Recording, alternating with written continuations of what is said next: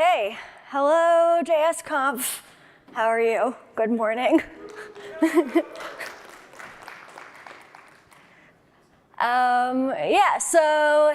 my name is Jenna Zeigen, and welcome to my talk. Several components are rendering, client performance at scale. During this talk, I'll be telling the story of my journey trying to make Slack and now Notion fast. So I've been a senior staff engineer at both of these companies. I started at Slack in 2018, not yet a senior staff engineer, on the search team where it quickly became my thing, making Slack's desktop autocomplete experience the one y'all know and love today. While I caught the performance bug early on in my career, it was on that team where I really cut my teeth doing JavaScript runtime performance work. And by early 2021, I was working on Slack's front-end performance full-time, eventually founding our client performance infrastructure team. A little more than a year ago, I joined Notion to do very much the same thing, working on their web infrastructure team to focus on making the Notion experience faster. And a little housekeeping, you can find my slides up at that link, and you can find me most places on the internet at Zeigenvector. So here begins our performance journey. To kind of set the stage a little bit, I want to share some things about Slack and Notion. You might know a lot about Slack, you might use it every day, but you might know a little bit less about Notion. More or less, these apps are very similar in their architecture, so I'll talk a little bit about that. Both Slack and Notion, at their core, are collaboration tools. While Slack's core experience is in channels, Notion's is in documents and spreadsheet-like databases called collections. There's a lot of text, but there's also images, files. In Slack, there's video conferencing, and maybe all with a layer of AI on top of it. As some of you probably know, the Slack desktop app isn't native. It's an Electron app, and same with the Notion application. So this means that it's a web app being rendered by a Chromium instance. They both use React, which ultimately means good old HTML, CSS, and JavaScript, just like any old web application inside of a canonical browser, like Chrome, Firefox, Safari, Dia. This means that we're subject to the same performance constraints and challenges presented by browsers. But also, Slack and Notion are different in many ways to most web applications. I don't know about you, but my Slack is open for days or even weeks at a time. It's very long-lived, and it can be very active, especially for large workspaces. There's constantly messages coming in from your coworkers are reacting to these messages, you're constantly getting activity notifications. WebSocket events are constantly coming in that we have to process, and then we also have to react to them by updating what's being shown on the screen, which means that the browser is doing a lot of rendering. Which means that we're going to talk a little bit about browsers and what they have to do to keep displaying the page you're using as you use it and as it changes. So what all is going on inside of a browser? So one of the many jobs of a browser is to convert the code that we send it into pixels on the page. If it didn't do this, we'd be in trouble. But it's going to do this by creating some trees and turning those trees into a different tree. So your HTML becomes your DOM, your document object model. Your CSS also becomes a tree. And by their powers combined, you get the render tree. The browser is then going to take the render tree and go through 3 more phases: layout, painting, and compositing. And it has to do this every time the DOM is updated. So like every time we need to show you something new on the screen, the browser, at its best, is going to do this 60 times per second, provided there's something to update. So 60 frames per second, or 16.66 milliseconds, which is a magic number in the performance world. But wait, there's more. Because it's 2025 and we love our web applications extra interactive, there's a whole lot of JavaScript that we have to do. JavaScript is single-threaded, running on the browser's main thread, along with all the browser's other responsibilities that we just talked about. But if there's any JavaScript left in the call stack, those renders can't happen, and you end up with dropped frames, jank, and lag. So just to underscore this, no framework pun intended, this means that we as front ends have a teensy 16 millisecond budget for doing this important work. Which brings me to this. A few years ago, I was reading this book, the Every Computer Performance book. It said, in my experience, the application is rarely re-engineered unless the inefficiency is egregious and the fix is easy and obvious. The alternative presented here is to move the code to a faster machine or split the code over several machines. This simply is a non-starter for front end.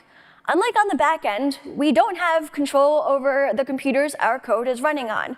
We can't just throw money at the problem. People can have anything from a souped up, what are we on now, an M4 Max, all the way down to a 2-core machine or a low-powered Android device. And these machines are running who knows what other software, right? Competing for resources, particularly if they're corporate-owned laptops with all that CrowdStrike, that corporate spyware on it. But we still have to get our software to perform well no matter what. And that's part of the challenge, the excitement, perhaps the terror of front-end performance, because we owe it to our users to give them a great experience performance-wise. Which brings us to this question: why do we even do performance? When I worked on Slack's autocomplete, again, before performance was my full-time job, I spearheaded an overhaul of the system, of the autocomplete system, to use old-school machine learning. We love our linear models. In order to improve the ranking, which meant doing a lot more work to get all that sorted out on every key press. And we had to do this all in 100 milliseconds, and we were doing this all on the client side. So this was a lot of work to do on every key press under 100 milliseconds. I used to joke that I did a lot of work to keep performance of the feature acceptable as we made the system more and more complex. So why do we do performance? I also like to joke that I like to make graphs go down in the right direction. Your manager might say we do it to make more money, and might also say that we do it so people don't write mean things about us on Reddit. But ultimately, we do performance in service of the user experience. Just as I was trying to make autocomplete acceptable for users, we just want the user's experience to be fine. We want the application to get out of the user's way. Once your user notices your app's performance, that's when it becomes a problem. The performance just has to be fine in order for your users not to notice it. But circa 2021 at Slack, and honestly still at Notion, our users are not having a fine experience. The application was getting in their way.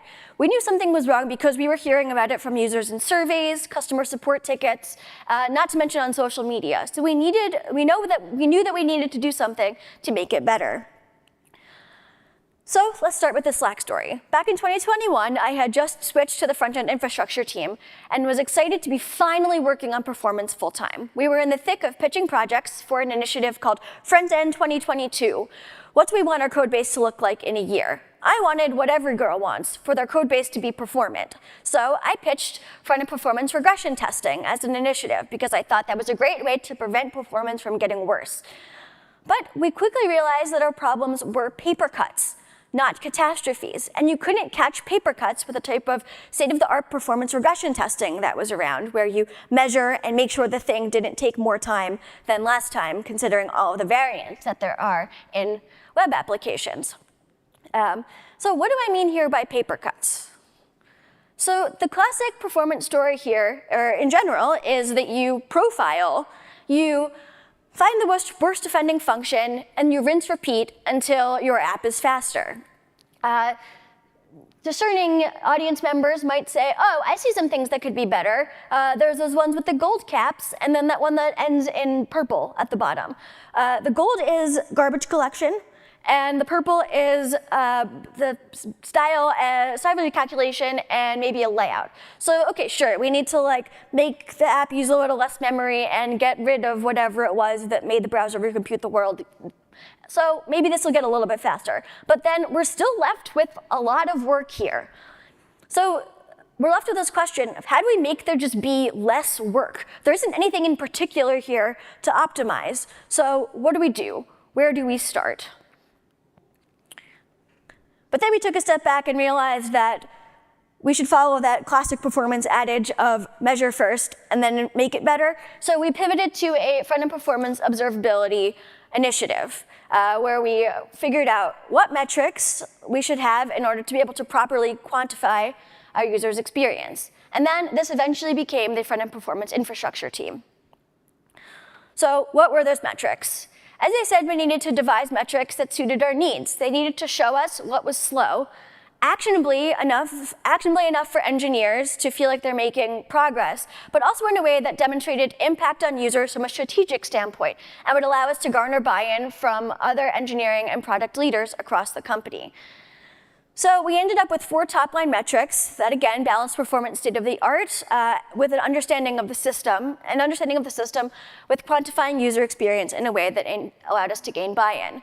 So our flagship metric became this key press lag, an input delay metric that eventually made it to our engineering leadership's like KR level metrics, which was really cool to see that buy-in. And it was either in some form, like percentage of users that experienced a keystroke above a certain number of milliseconds.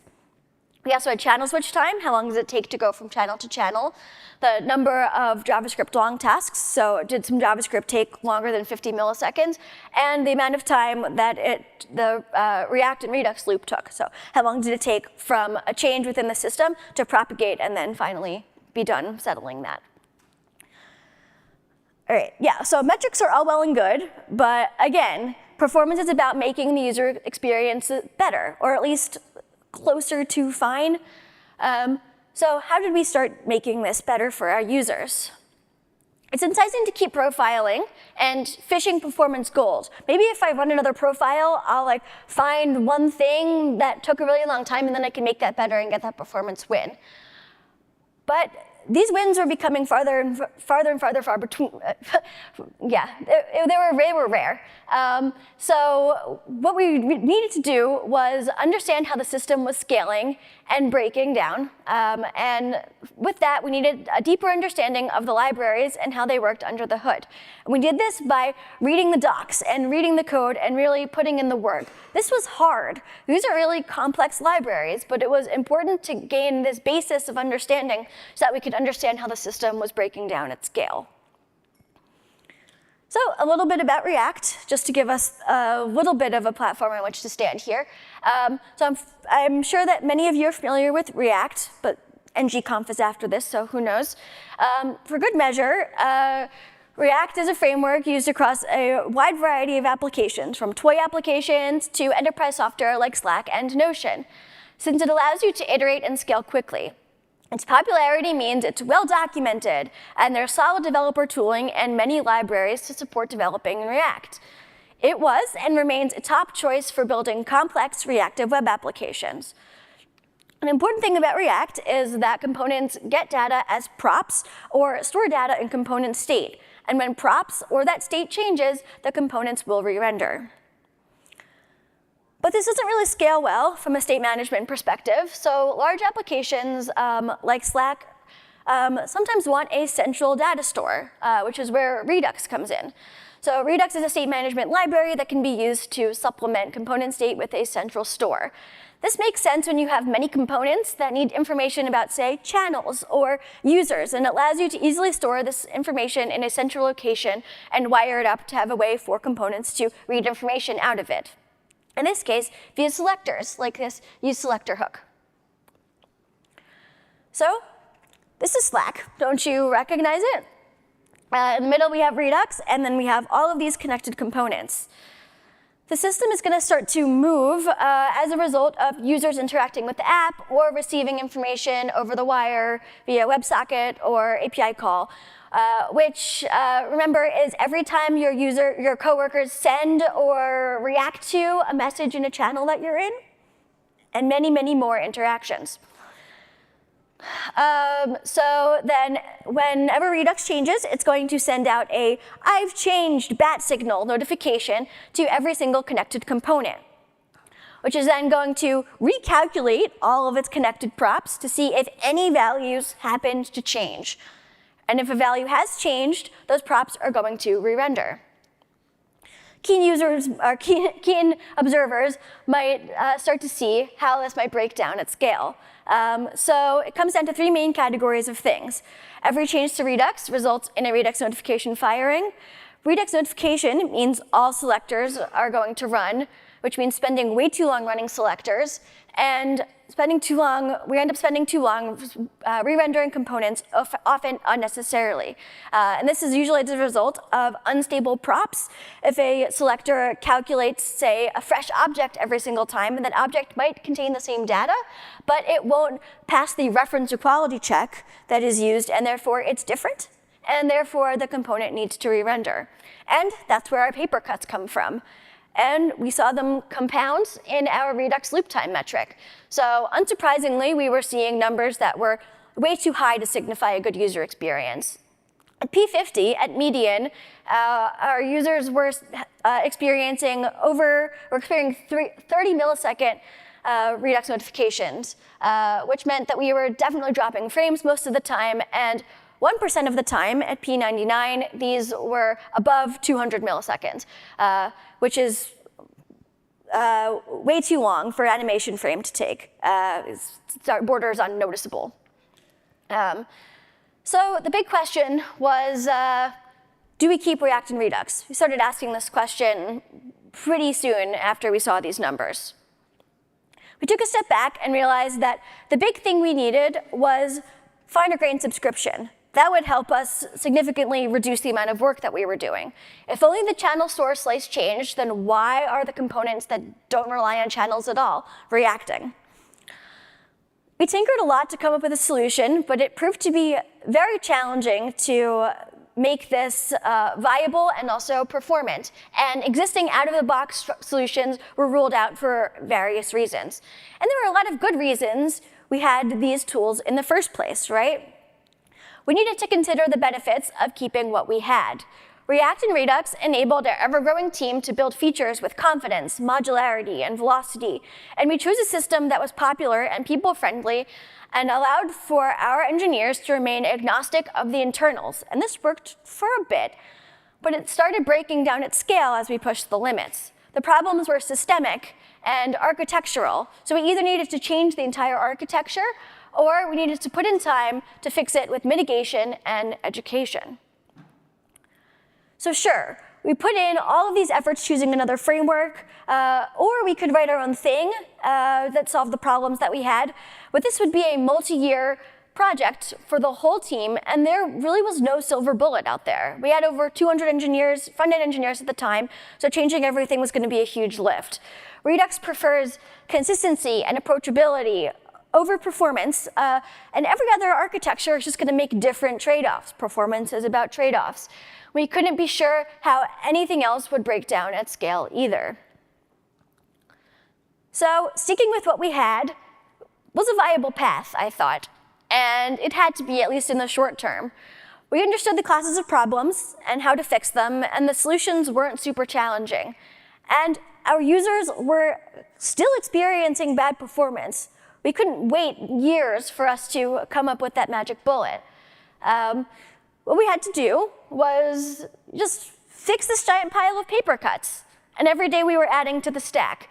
So even if we were going to write a new state management system tomorrow, it would take a while for us to adopt, and our customers needed a solution today. As an engineer, especially as a senior engineer, it's really enticing to immediately think that a radical technical solution is the right solution to every problem of sufficient size. But I wasn't content with putting our eggs in a basket that was failing to materialize. Even our best JavaScript engineers couldn't figure this thing out. But here's the kicker. I said we got buy-in to fix performance, but we didn't get that much buy-in. The client performance team was only 2 people at the time. It was me and another very senior engineer, but still, that wasn't enough. We couldn't fix all the problems ourselves. There were thousands of paper cuts. You saw that profile. So we needed to figure out how to quickly scale ourselves, which is luckily part of the whole Staff Plus archetype. We were able to quickly assemble a close group of senior engineers from closely affiliated client infrastructure pillar and the existing front-end infrastructure team. But that was the easy part. We needed to figure out how to get other engineers on board, not to mention all of their engineering managers, product managers, and technical program managers who they worked with. All as we were trying to, ship improvements to Slack. So I decided to lean hard into creating a performance culture through education, tooling, and evangelism. This was on the back of something that I realized, which was that many engineers naturally want to write performant code and find performance important at face value. We were able to find performance champions outside of the circles that we had already had alliances with, and in general, engineers were eager to learn about performance and fix performance bugs once they knew about them. So the first step was doing a whole lot of performance evangelism. I'd taken the time to deeply understand the system, and it was time for me to spread my knowledge, to provide context on what was to come. There was a lot of writing posts, performance memos, if you will, as well as giving internal talks and pairing with teams. React and Redux abstract away the internals, so you don't really need to know about the whole loop. Some of you probably know more about how React and Redux work now than many of the front-end engineers at Slack at the time. And this was through no fault of their own, right? This was a feature of the system that you don't really need to know how it works in order to use it. But again, I'll keep saying it, it is important to understand the architectural context of the work that we're doing in order to be able to fix these architectural issues. Education is well and good, but teams aren't going to write performant code overnight just by understanding the theory. We are humans after all. So we implemented some guardrails to surface inefficiencies in code throughout the development process. Making people aware of the issues is the first step in getting the issues fixed. So these guardrails included out-of-the-box lint rules, runtime console warnings to show us when those unstable props were happening, and finally, regression testing that didn't look at the amount of time things were taking, but rather the number of anti-patterns that we were able to catch in the code base at CI time. We also needed to provide teams with the tools to write performant code and to be able to fix the existing performance issues practically. So we introduced and socialized a slew of options for stabilizing props and components. And then sometimes you just need a good old burn down chart to motivate people through a good old fashioned, hey, your team has the most amount of lint warnings and you don't want that, do you?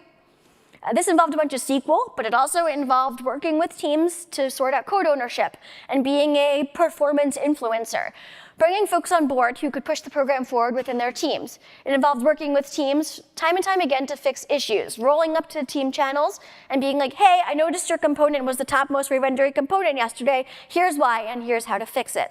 And working with them so that next time they knew how to spot, fix, and prevent new performance issues from entering the code base. This was a lot of work, but it worked. That's some pretty solid progress there. I think we delivered some good wins to our users, and yeah, we started hearing less from them. So the proof is there. And this brings me to an observation that I've had over the course of my career.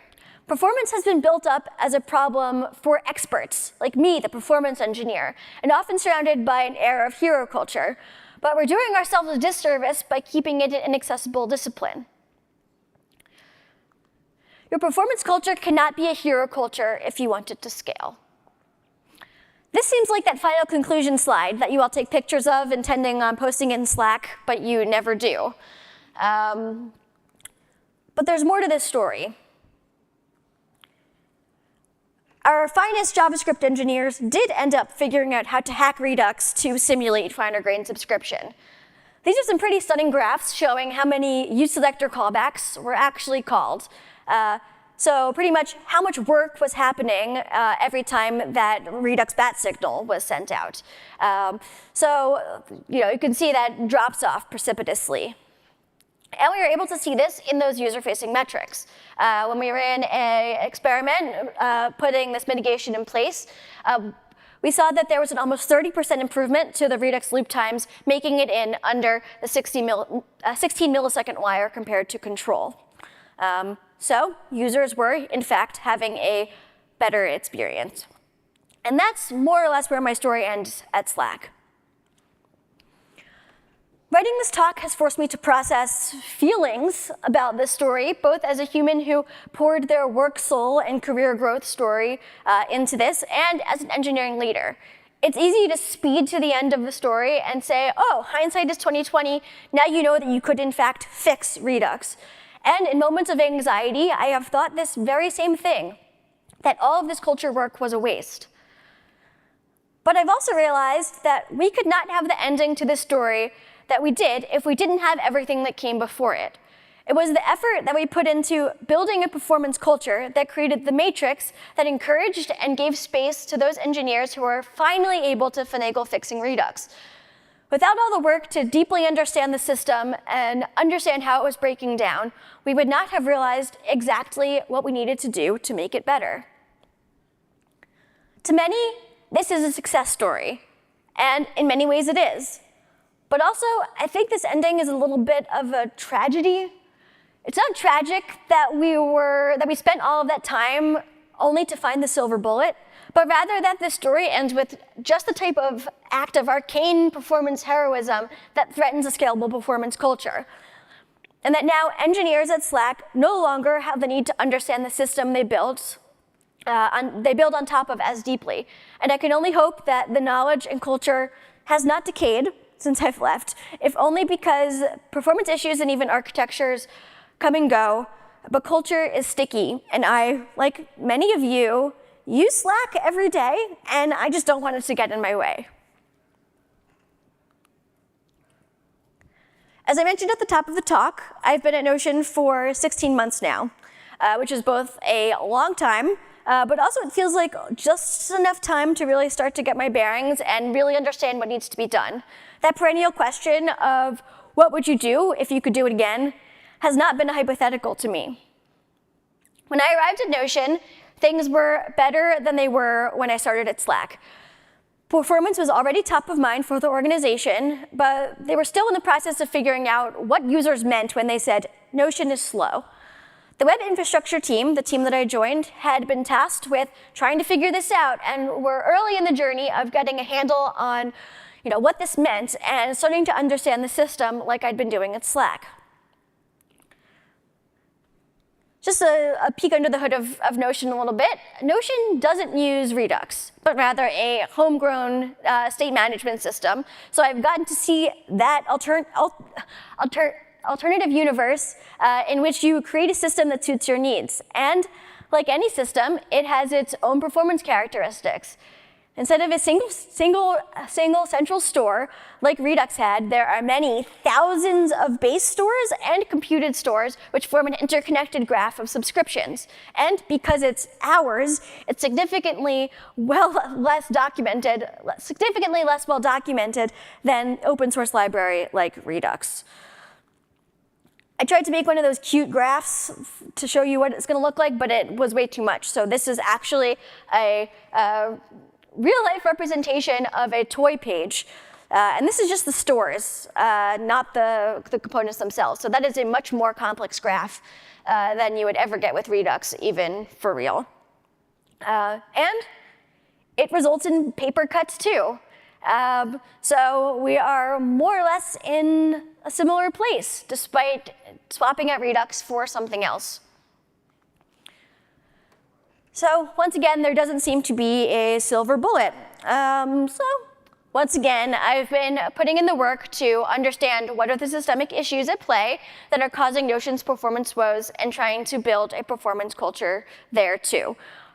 Focusing on understanding the architecture deeply, learning from teammates, and making performance accessible and scaling our efforts by empowering teams to own performance of the areas that they own. So I've re-implemented this performance program, again, making some tweaks, ditching out-of-the-box lint rules in favor of more tailored lint rules based on the common anti-patterns that I see. Thanks, Claude, for helping me with the AST there.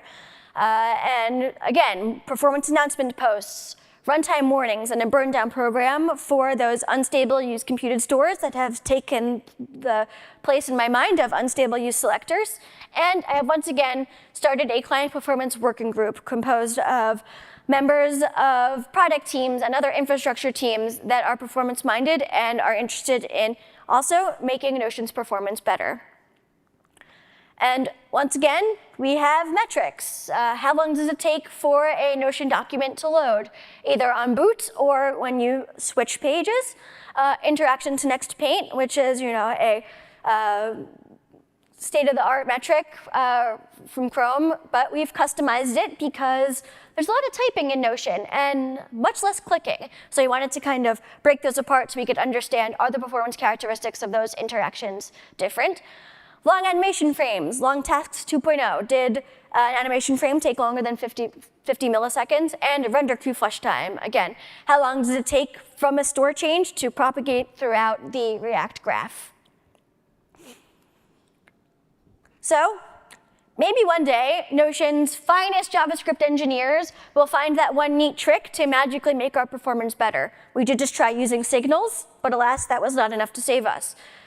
So in the meantime, we continue doing the hard, slow work of chipping away at the performance issues created by these paper cuts. We're chipping away at it, paper cut by paper cut. So Notion can enable you to build documents and tools that help you build what you need to build. And again, hopefully we can get out of your way when you do that. All right, thank you for listening, and enjoy the rest of JSConf.